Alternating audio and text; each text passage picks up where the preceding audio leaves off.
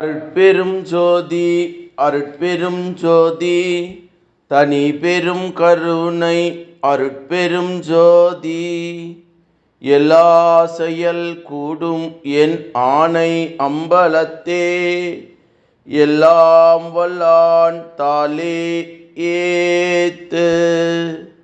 வாழ்க வையகம், வாழ்க வையகம், வாழ்க வளமுடன். குரு வாழ்க, குருவே துணை. அருட்பெரும் ஜோதி திரு அருள் பிரகாச வள்ளலார் ராமலிங்க சாமிகள் பாடி அருளச் செய்த திருவடி புகழ்ச்சியுடைய பாடல் 28.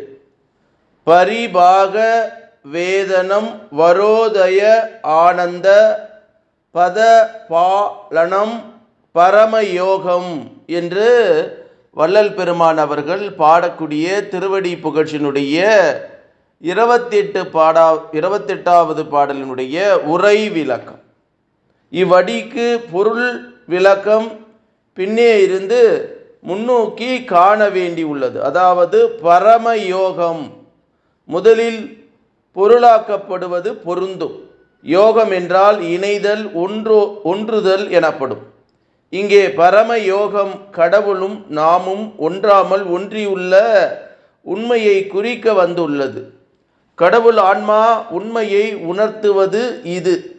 கடவுள் உண்மை இப்படி இரண்டர இருக்கின்றதே உணர்ந்து கொள்ளாமல் தேக போக வாழ்விலே அழிந்து கிடக்கின்ற மனிதன் தன்னை உடல் வடிவனாகவும் எல்லாம் அல்ல கடவுளுக்கு அயலானாகவும் ஒரு மாய உணர்ச்சியில் உண்மை அறியாத நிலையில் இருந்து வருகிறார். இந்த புற வாழ்விலே துன்பமும் அழிவும் நிறைந்திருப்பதை அனுபவித்து அவற்றிலின்று விடுபட்டு நல் இன்ப வாழ்வு பெறவும், மேலும் துக்க மனித பிறப்பு ஏற்று அவையத்தை படாமல் இருக்கவும், அப்படி இருக்கும் ஒரு கடவுள் நிலையை அடைய எண்ணி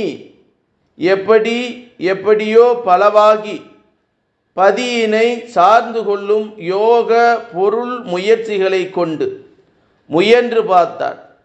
அந்த யோக முயற்சியினால் அநேக சக்தி சித்திகளை பெற்று சில காலம் வாழ்ந்தும் முடிவில் உடலை நீத்து கடவுள் எண்ணத்தோடு ஒடுங்கி சூன்யமாக மறைந்து போனார்.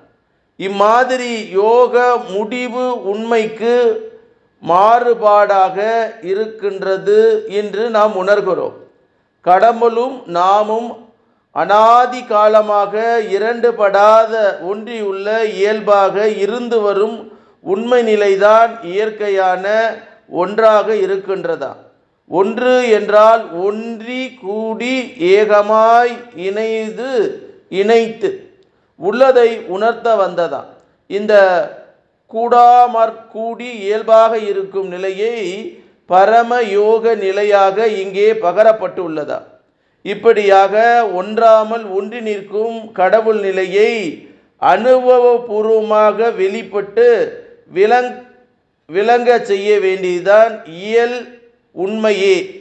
அருட்ஜோதி தன்மையை அருளும் ஜோதியும் பிரிந்து விளங்க செயல்படுவது போல் பிரபஞ்ச தோற்றங்களையெல்லாம் வெளிப்படுத்தி உள்ளார் நம் தனி பெரும் பரம்பொருள். அருள் ஆற்றல் அகமிருந்து இருக்க அதற்கு இணையான ஜோதி புறந்து அணைந்து பலவாக மாற்ற தோற்ற வடிவங்களை அடைந்து வருகின்றதா. இந்த அருட்ஜோதி செயலும் தோற்றமும் ஒரு பெரும் நீதிமுறைக்கு ஒப்ப செயல்பட்டு வருகின்றதா. இந்த அருளும் ஆற்றலும் தான் ஆண்டவனினுடைய இரு திருவடியாக இணையடியாக இயம்பப்படும். இவ்வாறு ஜோதி திருவடியின் அருளாட்சி முறையைத்தான் பிரபஞ்சத்திலே சற்றும் என்றும் பிசியாது நடந்து கொண்டு உள்ளதாம். இதை பத பாலினம் என்று தெரிவிக்கப்பட்டுள்ளது. மேற்படி பத பாலினமாகிய அருளடி ஆட்சியால் எவ்வுயிரும் இன்ப நிலைக்கு ஏற்படுத்தி விடுகின்றதாம். ஒவ்வொரு ஆன்மாவும் இவ்வுலக வாழ்வு நிலையிலே கீழே இருந்து அக அறிவு விளக்கம் கொஞ்சம் கொஞ்சமாக ஏற்றும்படியாக 4 வகை யோனி 7 வகை பிறப்புகளில் மேல் நோக்கி வந்து கொண்டு இருக்கின்றதா. ஒவ்வொரு நிலையிலும் தேவையான ஜீவனையும் தேக போக பொருள்களையும் தடையுறாது வாழ வழங்கி வரும் செயல்தான் நல்ல பரிபாலனாம். இந்த அருட்பேரரசில் ஆன்மாக்கள் ஒரு மலையடி வாரத்திலிருந்து உச்சிக்கு ஏறுவது போல் வந்து கொண்டு இருக்கின்றதாம். உச்சி சிகரத்தை அடைந்துள்ள நிலைதான் இந்த மனித பிறவி. இந்த நிலையில்தான் ஆன்மாவினுடைய அந்தரங்கமாகிய ஆனந்தம் உதவ தோற்றமாய் கொண்டுள்ளது.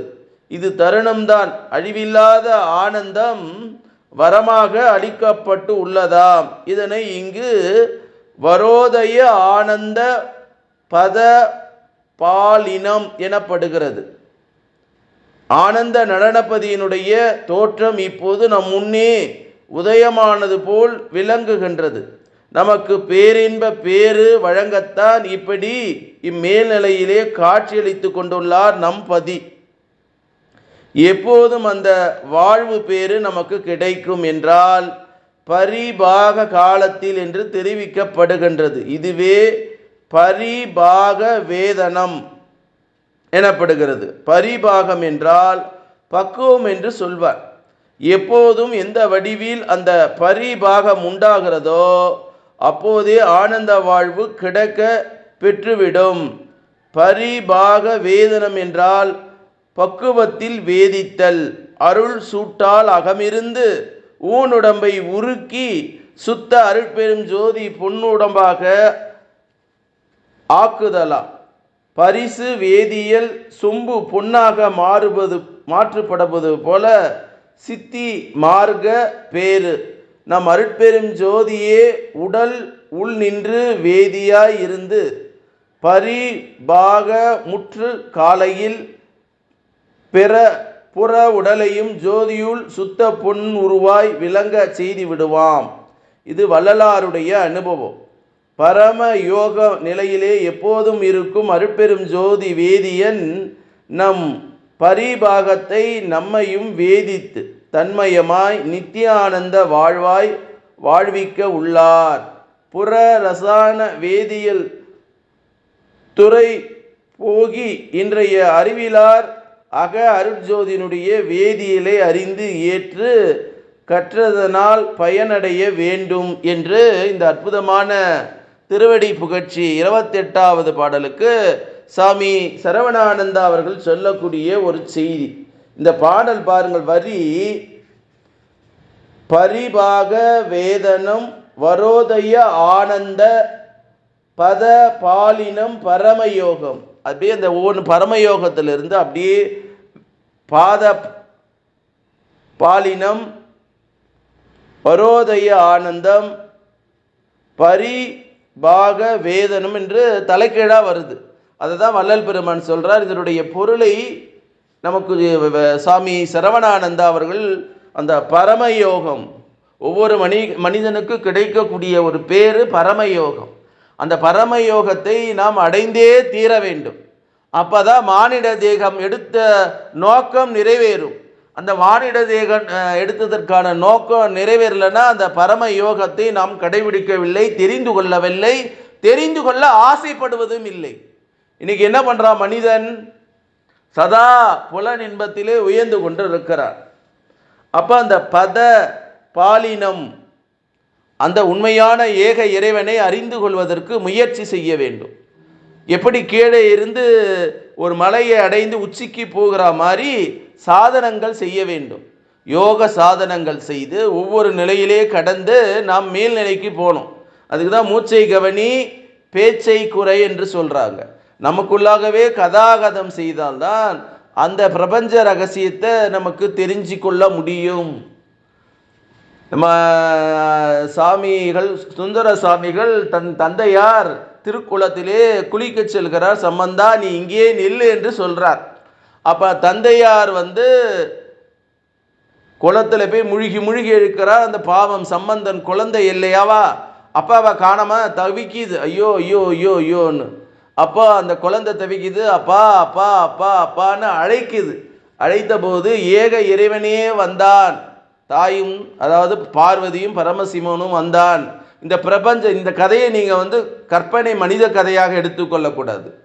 அப்போ ஏக சக்தி, சக்திகளமும் சிவகலமும் இணைந்து அந்த சம்பந்தனுக்கு ஞானப்பால் கொடுக்குது, உண்மையான அக உணர்வை கொடுக்கிறார். மகான் சம்பந்தருக்கு கொடுக்கிறார். அதான் அவர் பாடுறார், என்ன பாடுறாரு, தோடுடைய செவியன் அப்படின்னு அந்த ஒரு பாடல், அதில் வரக்கூடிய வேதியன்னு ஒரு வார்த்தை வரும். ஆகவே வேதத்தை உணர்ந்தவன் தான் பிராமணன், பிரம்மத்தை உணர்ந்தவன் தான் பிராமணன், பூணல் போட்டுக்கணும்லாம் பிராமணன் ஆக முடியாது என்ற செய்தியை சொல்லக்கூடிய ஒரு அற்புதமான திருவடி புகழ்ச்சியினுடைய பாடல். அது மட்டுமா, நம்ம என்ன பண்ணுறோம் இப்போ வாழ்க்கையில், அடுத்தவர்களை துன்புறுத்தி, அடுத்தவர்களை மட்டம் தட்டி மேலேறி உச்சி கொம்பில் நிற்கணும்னு நினைக்கிறான். அவனை பார்த்து அவனே புகழ்ந்துக்கிறான், அவனை பற்றி அவனே எல்லாம் செஞ்சுக்கிறான். நானே பெரிய ஆளு, நான் தியாகசீலர். இயற்கை சொல்லணும், சமூகம் சொல்ல வேண்டும். இன்னைக்கு பார்க்கறது பார்த்தீங்கன்னா, அடுத்தவர்களுக்கு உதவி செய்ய வேண்டும் என்கிற எண்ணம் இல்லை.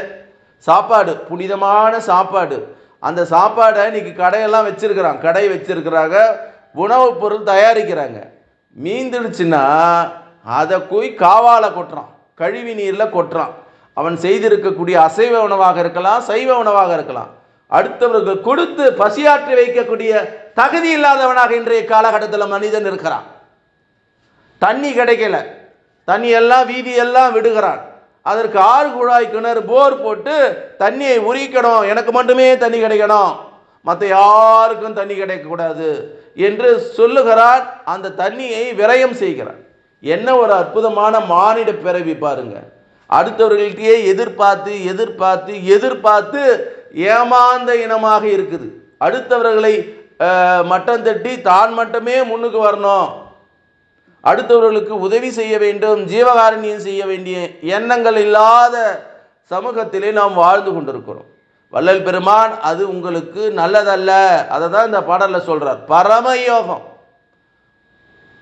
பரிபாக வேதனம் வரோதய ஆனந்த தயானந்த பத பாலினம் பரமயோகன்னு இந்த 28வது பாடலில் வள்ளல் பெருமான் நமக்கு சொல்லக்கூடிய செய்தி. இந்த செய்தியை மறந்து போனால், மனம் போன போக்கிலே பாடல் கூட பாடுவார், திரைப்படத்தில் எம்ஜிஆர் படத்தில் வரும், கண் போன போக்கிலே கால் போகலாமா, கால் போன போக்கிலே மனம் போகலாமா, மனம் போகிலே மனிதன் போகலாமா. நமக்கு முன்னாடி வந்த முன்னோர்களுடைய பாதையெல்லாம் தூக்கி எறிந்துட்டு இனிமே இவங்க தான் புதிய சித்தாந்தத்தை உருவாக்குற மாதிரி என்று எல்லாரும் நினைக்கலாம். எல்லாருக்கிட்டையும் உறிஞ்சி எடுப்பது, பணமாக இருக்கட்டும், உதவியாக இருக்கட்டும். ஆனால் இவன் அடுத்தவங்களுக்கு ஒரு இமியளவும் பண்ண மாட்டான் உதவி.